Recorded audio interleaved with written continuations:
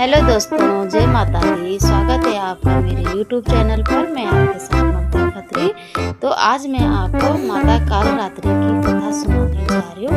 आइए सुनते हैं। माता कालरात्रि की कथा। माता कालरात्रि माता दुर्गा के 9 स्वरूपों में से 7वां और अत्यंत उग्र स्वरूप मानी जाती है। उनका जन्म ही उनके स्वरूप का वर्णन करता है। काल अर्थात समय या मृत्यु और रात्रि अर्थात अंधकार वे वह दिव्य शक्ति है जो संसार के समस्त भय, ज्ञान और बुराइयों के अंधकार को समाप्त करती है। यद्यपि उनका रूप अत्यंत भयानक है, परंतु वे अपने भक्तों के लिए सदैव शुभ और कल्याणकारी होती है। इसी कारण उन्हें शुभकारी भी कहा जाता है। माता कालरात्रि का जन्म और प्रकट होने की कथा। पौराणिक मान्यताओं के अनुसार जब पृथ्वी, स्वर्ग और पाताल तीनों लोकों में अधर्म और अत्याचार अत्यधिक बढ़ गया था, तब देवताओं ने भगवान शिव और देवी दुर्गा से सहायता की प्रार्थना की। उस समय राक्षसों के राजा शुंभ और निशुंभ तथा उनके सहयोगी अत्यंत शक्तिशाली हो गए थे। उन्होंने देवताओं को पराजित कर स्वर्ग पर अधिकार कर लिया था। देवताओं की इस व्यवस्था को सुनकर माता दुर्गा क्रोधित हो उठी। उनके क्रोध से उनके शरीर से एक अत्यंत भयंकर और अंधकार में शक्ति प्रकट हुई। यह शक्ति ही माता कालरात्रि थी। उनका जन्म किसी सामान्य रूप में नहीं हुआ, बल्कि देवी के तेज, क्रोध और दिव्य ऊर्जा के संयोग से हुआ था। जैसे ही वे प्रकट हुई, चारों ओर अंधकार छा गया और उनकी शक्ति से राक्षस कांप उठे। माता कालरात्रि का अद्भुत स्वरूप। माता कालरात्रि का स्वरूप अत्यंत रहस्यमय और शक्तिशाली है। उनका रंग काला है, जो अंधकार और अनंत शक्ति का प्रतीक है। उनके बाल खुले और बिखरे हुए हैं, जो उनके उग्र रूप को दर्शाते हैं। उनकी आँखों से अग्नि की ज्वाला निकलती है और उनका विश्वास भी अग्नि के समान प्रचंड होता है। उनके 4 हाथ होते हैं, 2 हाथों में खंड, तलवार और लोहे का कांटा होता है, जबकि अन्य 2 हाथ अभय और वरद मुद्रा में होते हैं। यह दर्शाता है कि वे एक और दुष्टों का संहार करती है, वही दूसरी ओर अपने भक्तों को सुरक्षा और आशीर्वाद प्रदान करती है।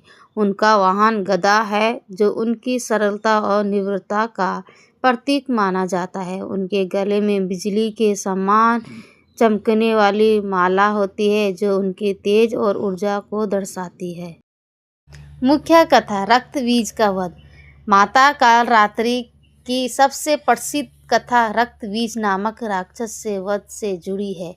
रक्त बीज को यह वरदान प्राप्त था कि उसकी रक्त की हर बूंद से एक नया राक्षस उत्पन्न हो जाएगा। जब भी कोई उसे घायल करता, उसकी हर गिरती बूंद से हजारों नए राक्षस उत्पन्न हो जाते थे।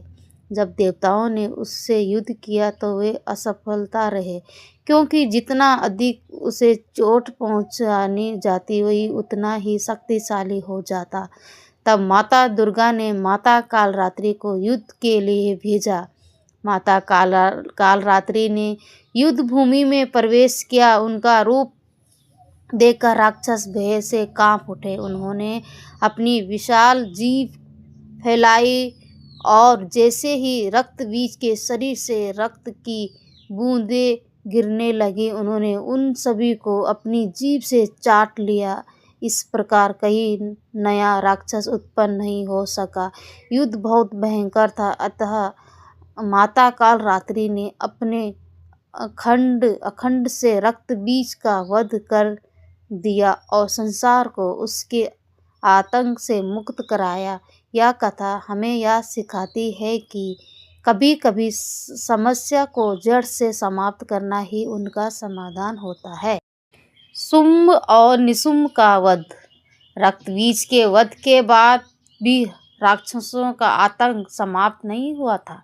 शुंभ और निशुंभ नामक दो राक्षस अत्यंत अहंकारी और शक्तिशाली थे। उन्होंने देवी को युद्ध के लिए ललकारा और कहा कि वे उन्हें पराजित कर अपने अधीन कर लेंगे।